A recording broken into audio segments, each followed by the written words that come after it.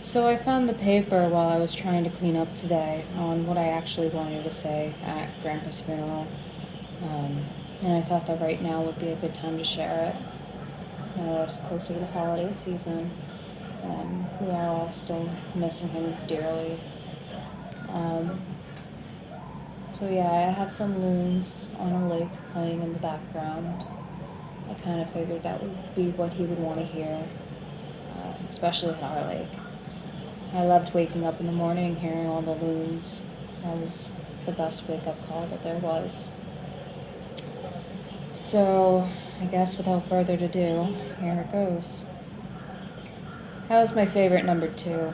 Or hey there, Bethy, was how he would always greet me. I am his second grandchild, and so whenever my older sister and I would come and visit, he would ask, how's his number one and number two? Always with a hug and a big back scratch. When I think of Grandpa, I remember him puffing on a pipe in a red plaid flannel with a cup of coffee and an orange, a peeled orange that he peeled with his mouth. And that's always the smell that reminds me of him.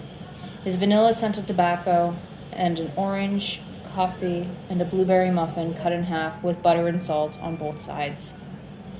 He loved watching us fish at the lake and watching us with the birds. In fact, he loved feeding the birds and squirrels so much that he had a clothesline outside filled with bird feeders, in addition to others that had been scattered around the yard, and he would make them out of pumpkins. My cousins and I noticed how the squirrels in the summer are very fat due to the never-ending supply of bird seed Grandpa had left out for them.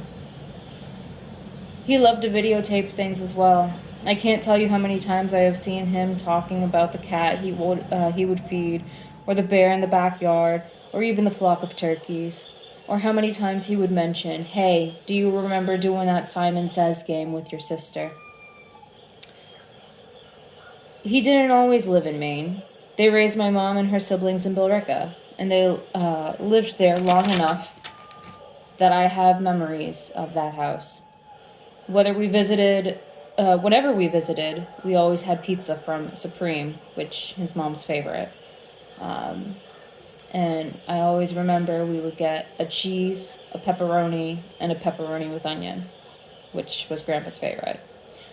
I also remember Grandpa playing with me in their backyard and showing me the playhouse, or helping me on a really large tree that I would pretend was a horse, or going down the slide. And at that age, that seemed like it was at least 20 feet tall instead of maybe 6 or 7 feet tall. If it was because of how small I was, or if it was because of the fact that Grandpa always said, "Whoa," as we went down. If he had to shave, he would always let one of us grandchildren use his electric razor to help him clean his face. And my favorite memories of this is when we were at the lake. Usually in the morning again, with a blueberry muffin, and listening to the loons in the background.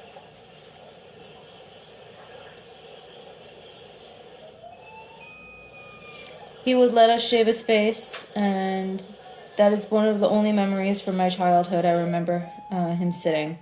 The other times was when he would have one of us grandkids on his lap singing, "All the ladies and gentlemen ride trot," or yeah, all. Let me try and do it. um, this is the way the ladies ride, trot, trot, trot. And this is the way the gentlemen ride, trot, trot, trot. But this is the way the king's men ride. And um, that was always a fun memory and always caused us to laugh as small children. Grandpa wanted all of us to make sure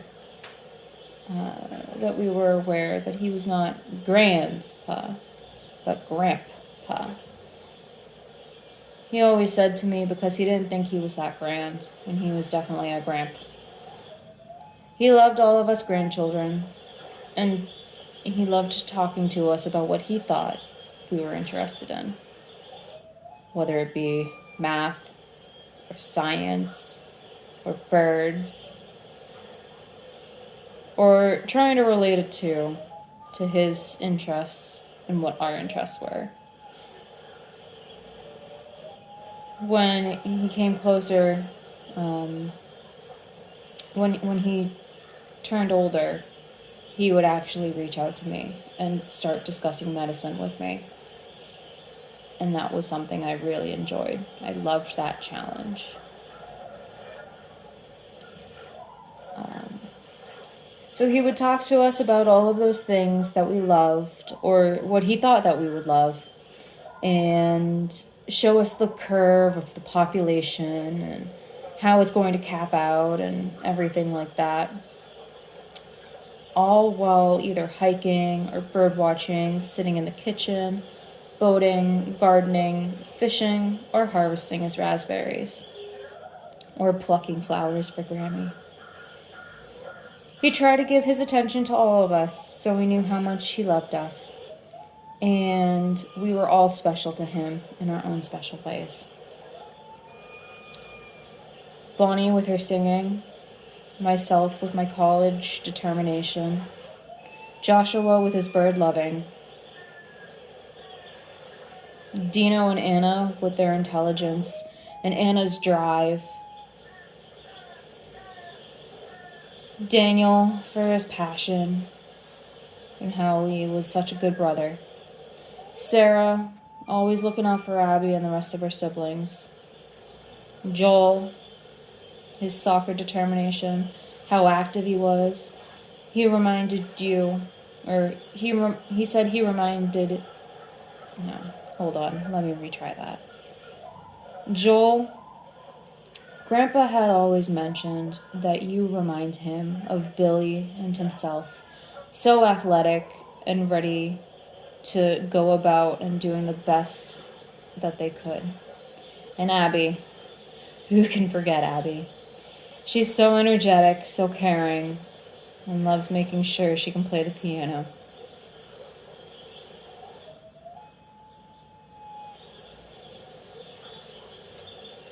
Well, as Grandpa would say, enough said. Grandpa, it's your number 2 here. You had the best back scratches and the best hugs. I love you big. Over and out.